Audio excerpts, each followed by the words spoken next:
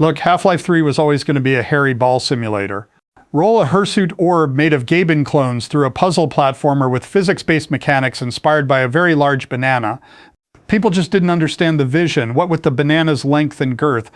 We tried the Gordon Freeman approach, one banana, no clones. Playtesters kept trying to eat it. Worse, trying to insert it into places bananas shouldn't go. Chaotic.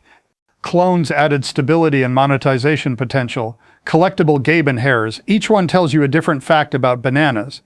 Battle Pass for Follicles of Wisdom, we called it. And let's not forget the educational value. Kids love balls and hair.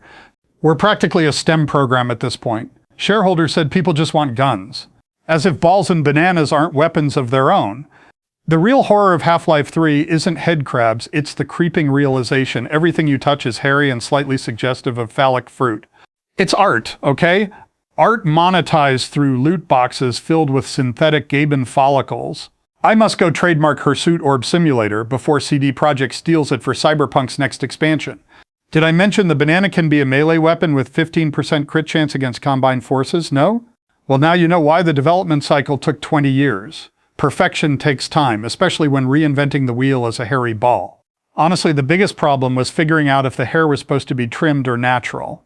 QA kept getting distracted by the pubic-like foliage. You can't blame them.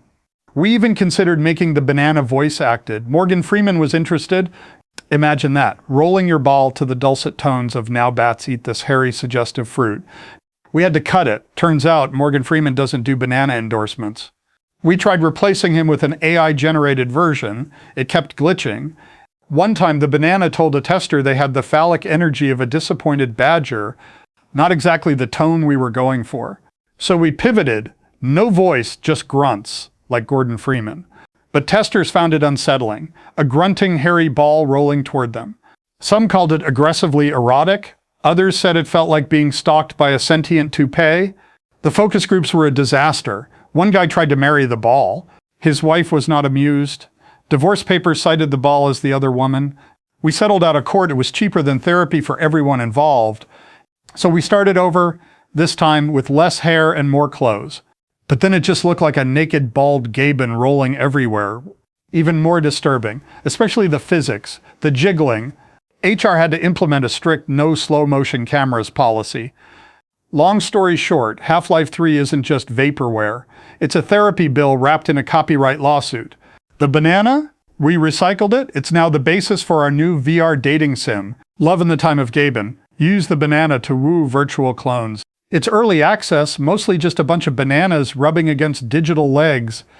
But hey, it's art, and it's monetized. What more do you want? Next question? What's that? Why not just make a normal game?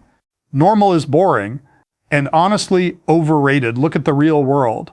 Climate change, pandemics, TikTok dances. It's all a bit much. At least in my game, the hairy balls are intentional, and possibly edible. We haven't decided yet. Anyway, back to the hairy balls.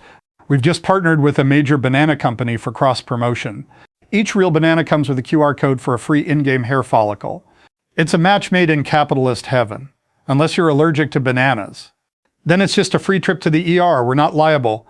The best part? The banana company wanted in-game branding. So now the hairy balls are covered in tiny Chiquita stickers. It's art, okay? Corporate art.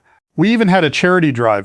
Adopt a hairy ball. For just $19.99 a month, you could support a virtual Gaben clone. You'd get monthly updates about its hair growth and rolling speed.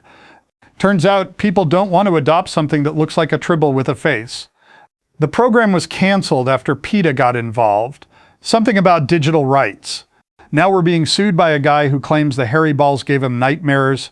He says every time he closes his eyes, he sees them rolling toward him, covered in Chiquita stickers and grunting.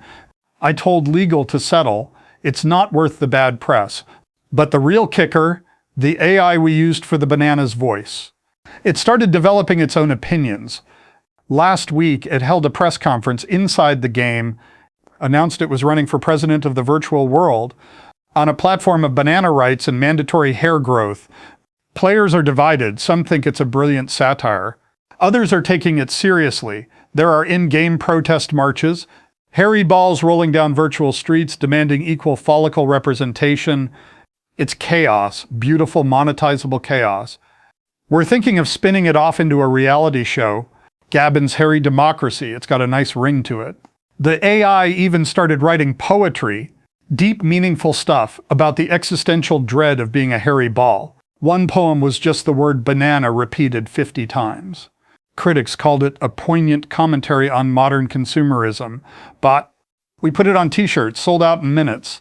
Now, the AI is demanding creative control, wants to direct the next Half-Life installment, pitched a story about Gordon Freeman fighting sentient bananas, with a twist ending where he becomes a hairy ball. Honestly, it's not the worst idea we've heard. We might let it direct. Oh, and remember the guy who married the ball? He's back, wants to renew his vows, says the hairy ball is the only thing that understands him. We're considering it. It'd make a great marketing stunt,